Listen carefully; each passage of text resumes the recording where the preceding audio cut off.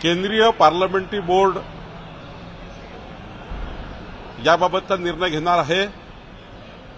मागच्या वेळी आम्ही 25 जागा लढवल्या होत्या, त्या आमच्याकडे आहेत आणि बाकी महायुतीची बोलणी चालू आहे आणि 7-8 जागेबद्दल पुन्हा एकदा चर्चा होईल आणि चर्चा करून आमचं केंद्रीय नेतृत्व अंतिम यादी प्रसारित करेल। लवकरच हा निर्णय होईल। उर्वरित जे काही 28 जागा जाहीर झालेल्या नाही अजूनही महायुतीच्या, त्याच्यामध्ये बहुतांशी जागा भाजपच्या सिटिंग खासदार असतानाही असे आहे की मित्रपक्षाने दावा केलेला आहे, त्यामुळे मित्रपक्षांसोबतची चर्चा अनेक फेऱ्यांनंतर पूर्ण होत नाही आहे का? नाही, भाजपाच्या एकाच जागेवर मित्रपक्ष लढणार आहे, ती म्हणजे बारामती। बाकी जागा तर आमच्याच त्या ठिकाणी आहे, सिटिंग आहे, त्यामुळं त्याचा प्रश्नच येत नाही। उर्वरित ज्या जागा आहे त्या जागावर काही आपले एकनाथजी शिंदे साहेब, अजितदादा आणि अशी चर्चा सुरू आहे। मला वाटतं जागा या सन्मानपूर्वक असतील, कुणी दुखावणार नाही या पद्धतीचं महायुतीचं समीकरण असेल आणि चांगल्या पद्धतीने महायुती समीकरण तयार करून येणाऱ्या लोकसभेमध्ये मोदीजींच्या नेतृत्वामध्ये 45+ जागा आत्मविश्वासाने आम्ही जिंकू। आम्हाला त्या ठिकाणी अहंकार नाही आहे, आत्मविश्वास आहे।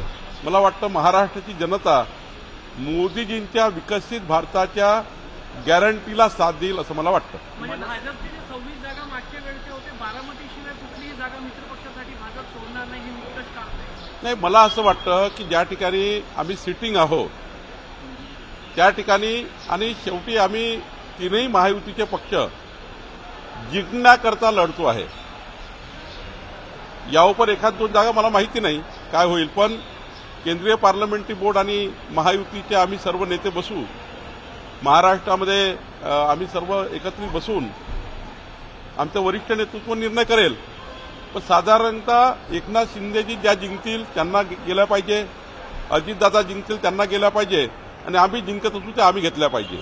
शेवटी जिंकण्याकरता, शेवटी राजकारणामध्ये निवडणूक जी असतं ती जिंकण्याकरता असतं आणि त्यामुळं जिंकण्याचा फॉर्म्युला असणार आहे। जिंकण्याच्या फॉर्म्युलामध्ये मनसेला सुद्धा ऍड करणार आहे का, असा प्रस्तावाची चर्चा म्हणून तिरंगाई होत आहे की गेल्या 2 खरं तर मोदीजींच्या विकसित भारताच्या संकल्पाला साथ देण्याकरता आमचे घटक पक्ष, मित्रपक्ष, आमच्या विचारावर चालणारे काही पक्ष असतील, त्यांनी जर आमच्यामध्ये येण्याचा प्रयत्न केला किंवा आम्ही त्यांना सामावून घेण्यासाठी काही विचार केला तर त्यात काही वावगं नाही। मनसे येणार आहे का तुमच्या विचारांशी काही जुळत असल्याचं गेल्या काही संदर्भांमध्ये बोलण्यात आलं? माननीय राजसाहेबांनी जर मोदीजींच्या संकल्पाला साथ देण्याचा विचार केला तर मला वाटतं हे घडू शकेल। देखिए, ऐसी कुछ बात नहीं है, लेकिन माननीय राज साहब जी के और भारतीय जनता पार्टी के विचार एक साथ बहुत जगह जुड़ते हैं और ऐसे में राज साहब जी ने कुछ विचार किया कि मोदी जी के विकसित भारत को संकल्प को साथ देने की गारंटी पे मोदी माननीय राज साहब जी ने विचार किया, तो मुझे लगता है कोई भी चीज असंभव नहीं है। 2 सीट देने का चल रहा है क्या? नहीं, इसके बारे में अंतिम निर्णय हमारे केंद्रीय नेतृत्व करेगा, जो मेरे अधिकार क्षेत्र में नहीं है, मैं बात नहीं करूंगा, लेकिन केंद्रीय नेतृत्व इसके बारे में फैसला करेगा। और राज साहब, मुझे लगता है मोदी जी के विकसित भारत पर उनका निश्चित रूप से विश्वास है, तो निश्चित रूप से कुछ ना कुछ अच्छा निर्णय होगा। पहली यादी हुई है, बाकी के सीट कब तक फाइनल हो गए?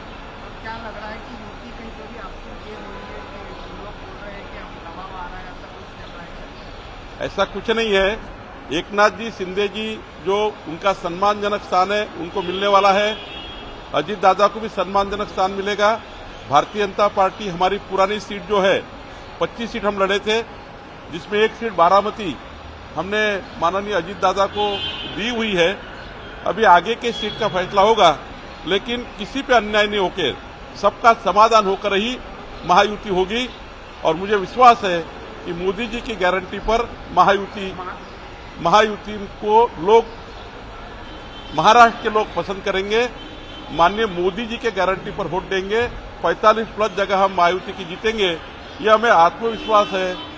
हमें कोई इस बात का गर्व नहीं है, लेकिन आत्मविश्वास है कि महाराष्ट्र की जनता मोदी जी को साथ देगी। भंडारा, गोंदिया और गढ़चिरौली की अलग अलग सीट फाइनल जहाँ बीजेपी की सीट। देखिए, कुछ जगह पर मंथन चल रहा है, कुछ जगह पर महायुति की चर्चाएं चल रही है। हमारे उम्मीदवार जो है उनका भी कुछ जगह पे चर्चाएं चल रही है। अभी हमारे जो बंटवारे में आती है 25 सीटें जो पहले स्टेज में थी पिछले 2019 में, वो सीटों का फैसला हम करेंगे। लेकिन महायुति की भी चर्चा हम जल्दी करके हमारा केंद्रीय नेतृत्व इसको फायनल करेगा।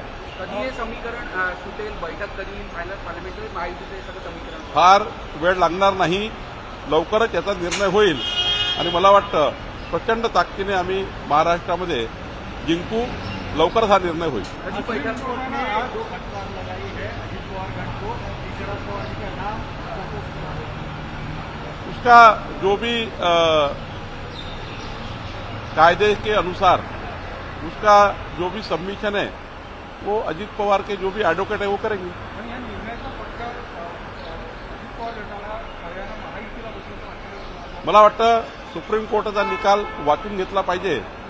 बिना वाचून त्यावर काही बोलणं काही योग्य होणार नाही। नितिन गडकरी जी को टिकट फाइनल हो गया, कितने वोटों से बीजेपी की निकल आने का मुझे इस बात का विश्वास है, जिस प्रकार से माननीय नितिन जी ने उपराजधानी नागपुर को विश्व में सबसे अच्छा शहर बनाने की कोशिश की है, नागपुर को जिस प्रकार से रोजगार विकास देने की काम उन्होंने किया है, सांस्कृतिक क्रीड़ा सारे क्षेत्र में माननीय नितिन जी ने नागपुर को ऊपर लाने का प्रयास किया है।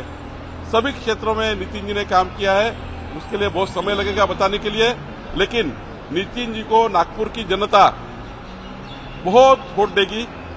मुझे लगता है जितने वोट हो गए 70% ज्यादा वोट नितिन जी को मिलेंगे। काऊन कसे मराठी फक्त गडकरी साहेबांना काल उमेदवारी जाहीर केली, जोरदार अशी तयारी भाजपाची? माननीय नितिन जी यांनी उपराजधानी नागपूरच्या इतिहासामध्ये आतापर्यंतचं सर्वात विकासाचं आणि सर्व क्षेत्रामध्ये नागपूरला उंची देण्याचं कार्य केलं आहे।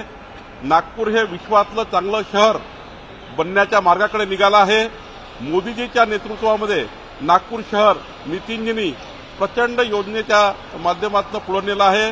देवेंद्रजी नितिनजी म्हणून या शहराला आंतरराष्ट्रीय लेवलचं शहर करण्याचं काम करत आहे। असं कुठलंच क्षेत्र नाही की माननीय नितिनजींनी नागपूर शहराचा विकास केला नाही, विचार केला नाही। आणि म्हणून मला विश्वास आहे, आत्मविश्वास आहे की जेवढे मतं नागपुरामध्ये होतील, जेवढे निवडणुकीत मतदान होईल, त्या मतदानाच्या 70%च्या वर मतं माननीय नितिनजीला मिळतील असा मला विश्वास आहे।